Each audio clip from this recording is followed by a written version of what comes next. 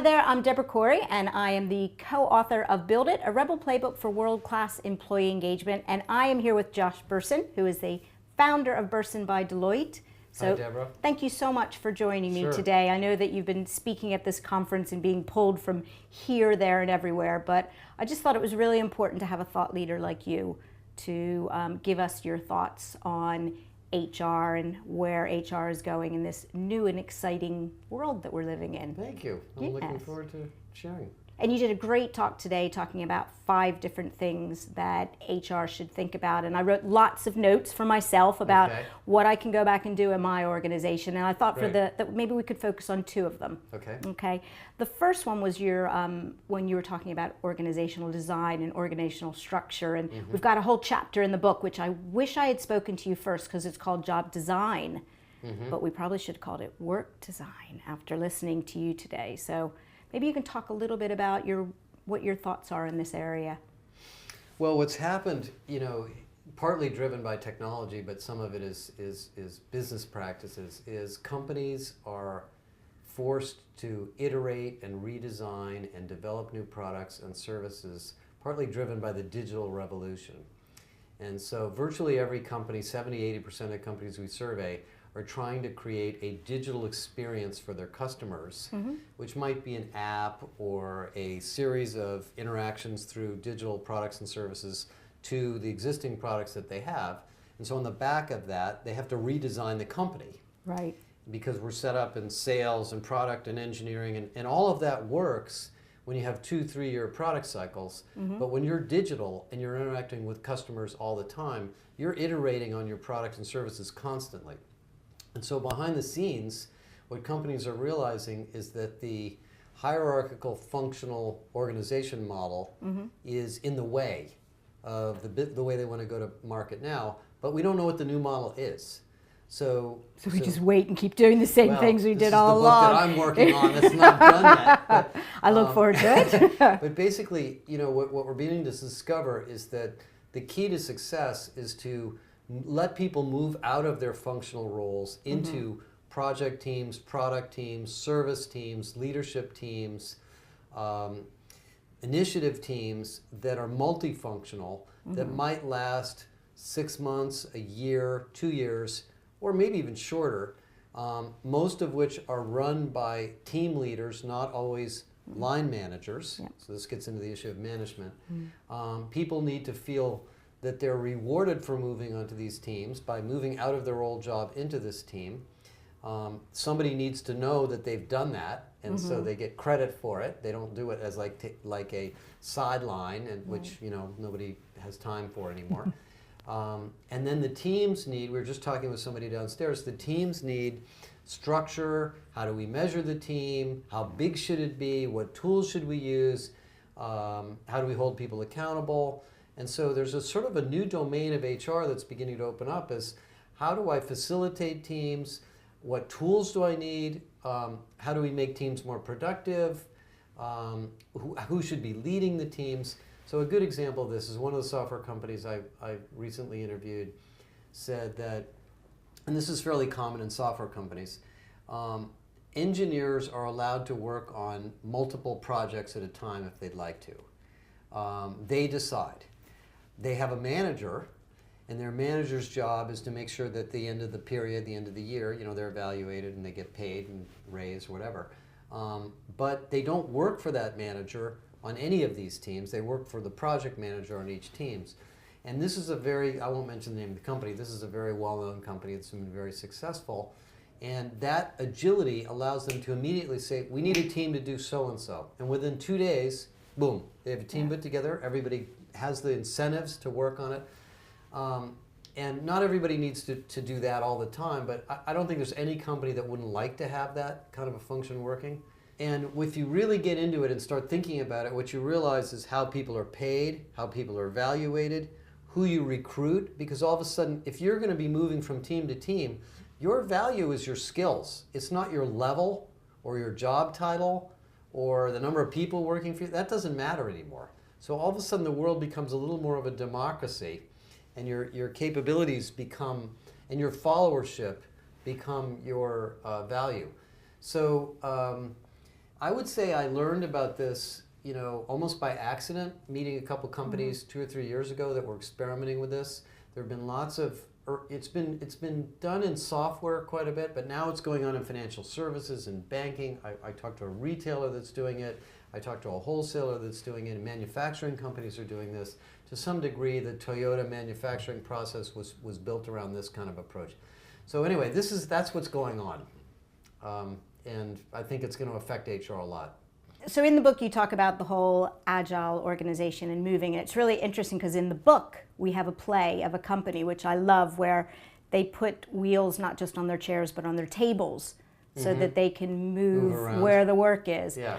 But the thing that really resonated with me is not just how you design the jobs, but everything else around it, which I don't think we think about. We design a job, but then, as you say, we don't think about recruitment, we don't think about development. Yeah. These companies who are starting to do it, how do you help them with that type of approach? Well, I'd say most of the companies that are doing this are learning right now how to do it. It's not like a book has been written on this. I don't. Oh, that's right, because you're going to write that book on it. I don't know. We'll see what my book looks like, but. Yeah, because I think the difference, I think the big difference is we used to think we owned our jobs.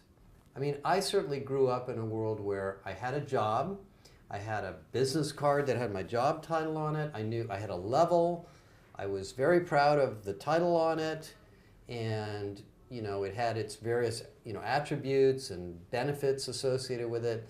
And I knew that if I stayed in this company long enough, I would get the next one and the next one and the next one and the next one. And, in the 1970s and 80s when I started working, that was actually fine. That's the way companies work. Now the jobs are changing, the teams are changing, the projects are changing, the company's changing. You might have a level that goes up year over year, but your job is going to change a lot. Right. And so this idea that you're, you could be an engineer, but you're a software engineer, and then you're an IoT engineer, and then you're a machine learning engineer, and then all of a sudden you're doing Q&A, and so all these things are changing all the time. So I think we've got to let go of this job structure that we're hiring people into a job, because that's an artifact of an industrial company where there's a box, and we said we need a person to fill that box. If you think about what I said this morning, if most companies, 80 to 90% of their financial value is IP or services or customer relationships or brand, you need people to be very flexible in their work. Like if you're a nurse, you've got to be trained in nursing, but your day-to-day work is going to change a lot. Yeah. So jobs are going to be more broad, they're going to be more flexible. We're going to be hiring people based on their potential, on their learning agility, on the variety of their skills. There's a lot of research that shows that the highest paying jobs of the future are what are called multifaceted jobs. They're hybrid jobs where you know a little bit of software, you know a little bit of this, a little bit of that. So what single-minded roles are becoming more and more automated. That's where the AI and the machines are changing work. And so, we don't, it's not like it just happened overnight, but we're seeing symptoms of it all the time. We're finally starting to address it, I think, and recognize it and adapt to it. So like one of the pieces of data we just found, we just did this study on recruiting, and we found that the companies that are the most, the higher performing in recruiting companies, the companies that get, shorter time to hire, higher quality of hire, less, so forth, all different measures, spend more time on sort of culture fit, learning agility, non-technical skills, non-experiential skills. Instead of saying, oh, well, you've had this job before in another company, so we're hiring you. That may not be the right criteria. That's the old way of thinking about it. So those are the kinds of things that are changing. Yeah, and I think also just the concept that a job is not for life. I think it was Netflix with their culture deck when they were talking about, it's not bad when the company changes and you're no longer required for the job. It's just the company has moved on. Right. So when I started working, you stay at a job for 10, 15 years. Me These too. days it doesn't happen anymore. Right. Well, and also this feeling, I think the other thing that is a little bit in the way is we've built reward systems where people hang on to their jobs for dear life. I'm a VP and I am not letting go of my VP title.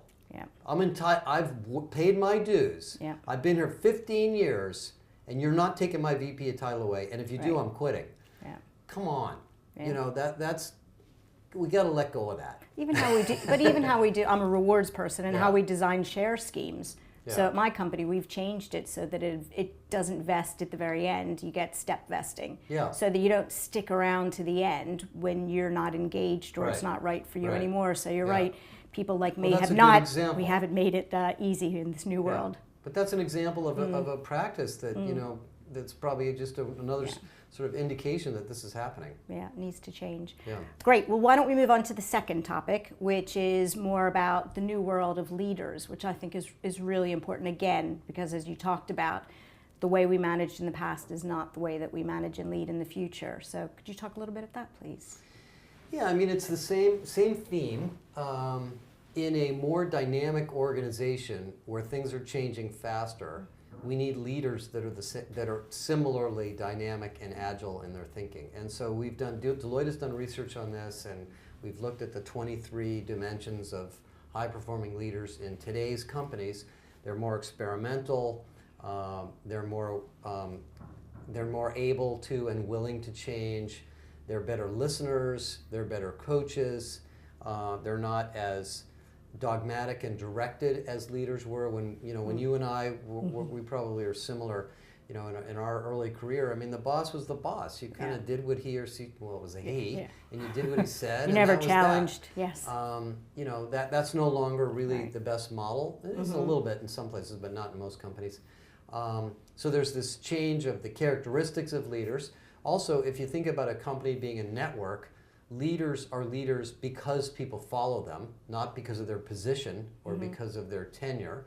So we have to sort of train leaders to think differently about their roles. They're a little bit more in the role of coach and inspiration, a little bit less in the role of telling people what to do, but they obviously have to make decisions sometimes. And they're younger. So we also have this demographic interesting problem where people are living longer, but they're holding up the young leaders from progressing fast enough. So a lot of the research we've done recently shows that millennials who are now in their early 30s and capable of taking on quite a bit of responsibility are not getting nearly the leadership opportunities that they wanted. They're very impatient. They're used to changing. They're used to going online and finding a job, which we didn't do when we were young. So they're okay. Look, if I'm not going to get promoted here, I'm going to go somewhere else. So we've got to. You know, and the way I like to think of it is, you know, it used to be in the traditional HR model, we had the Ram Charan leadership pipeline, and we did 9-box grids, and we decided when somebody was ready. Yeah. Well, actually, we now have to put them in the job before they're ready and let them become ready in the job to move things along a little bit faster. Because there used to be a lot of time. I mean, we had a lot more, you know, when I worked at IBM, I mean, you were an individual contributor for 10 years. 8 to 10 years before you had a leadership role. Wow. These days, nobody would stay if it took that long. So that's the other dimension, is building the leadership pipeline faster. And you know, younger people can take on leadership roles where sometimes they have line management roles, sometimes it's a project leadership role. There's all sorts of different types of leaders. I mean, in the military, one of the guys that worked for me was in the military, and he used to say, look, everybody is a leader. Everybody has leadership opportunities all the time. That's, I think, the way they teach it in the military. And I think we got to bring some of those principles into business too. Definitely. And I think also we've sort of accepted the fact that things don't have to be 100% perfect. I remember when I first started working out, you had to be 100% skilled in things. Right. And now, to your point, you need to start giving people a little bit of trial and error. And we've learned that actually you learn quicker and better when you do it that way. It's a funny, really, you know, I'm exactly had the same experience. I mean, I remember my early days in companies.